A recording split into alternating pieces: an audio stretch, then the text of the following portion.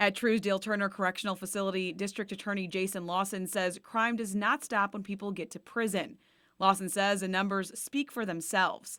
Since 2021, his office filed criminal charges against 21 people at the private prison. But of the 169, 55 of them were in for some kind of homicide-related offense. Lawson says that's the core of the prison's long history of issues. He says violent offenders with long sentences and little incentive to follow the rules are fueling a rise in crime inside the prison. Tim Leeper sued CoreCivic after his son died there. And so, if you do make it through your sentence, you're probably coming back a lot less well-adjusted than when you went off because of some of the traumas that are experienced on people in prison.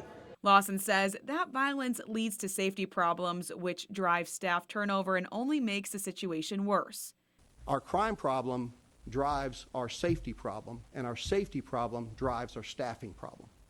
And then the staffing problem comes back and also helps drive the crime problem. In recent months, CoreCivic says it raised starting salaries for correctional officers, and the Tennessee Department of Corrections has started limiting the types of inmates sent to Trousdale, now focusing on older inmates or those with 4 years or less remaining on their sentences. And the Tennessee Department of Corrections has started limiting the types of inmates sent to Trousdale, now focusing on older inmates or those with 4 years or less remaining on their sentences. The state is also taking a tougher stance on oversight. Last year, lawmakers passed a law requiring private prison to cut their population by 10% if the death rate there is twice that of a state-run facility. That means less profit.